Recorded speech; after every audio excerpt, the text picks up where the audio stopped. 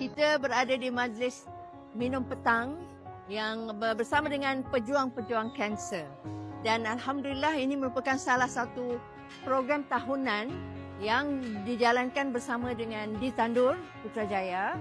Datuk Seri Abdul Malik sendiri merupakan timbalan pengerusi dan juga pengerusinya yakni Datuk Dr. Imi Sairi yang bertugas di Kelantan. Dan alhamdulillah kita mengharapkan kaum ibu, wanita-wanita kita seterusnya akan tetap berjuang dengan kanser. Sebab kanser itu bukan penamat kehidupan. Dia membuka ruang kepada kita untuk lebih memahami keadaan diri kita sendiri dan juga keadaan environment, persekitaran yang kita hidup ini, gaya hidup sihat kita perbaiki dan kita insya-Allah mampu.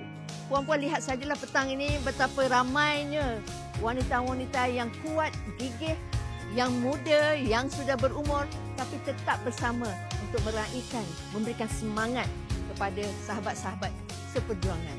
Alhamdulillah kita bersama-sama berjumpa di sini di Tandur Air Lapan bersama-sama meraihkan PIN Oktober kita di Putrajaya. So hari ini kita bawa dalam 110 orang cancer survivor di Putrajaya untuk meraihkan. Kita ada penyumbang-penyumbang yang memberi sumbangan untuk kebajikan mereka. Jadi alhamdulillah sebenarnya PIN Oktober 2025 ni kita mendoakan supaya mereka dikurniakan kesihatan yang baik, memberi kesejahteraan dan bahagia selalu bersama keluarga.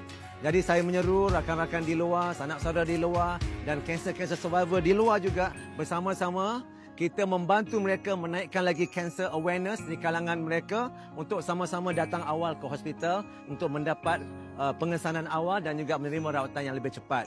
Jadi saya sekali lagi menyeru semua grup Kedara dan juga grup-grup himpunan kanser Semalaya yang berada di sini bersama-sama berganding bahu bersama-sama melawan kanser insya-Allah. Himpunan Kanser Semalaya, kanser bukan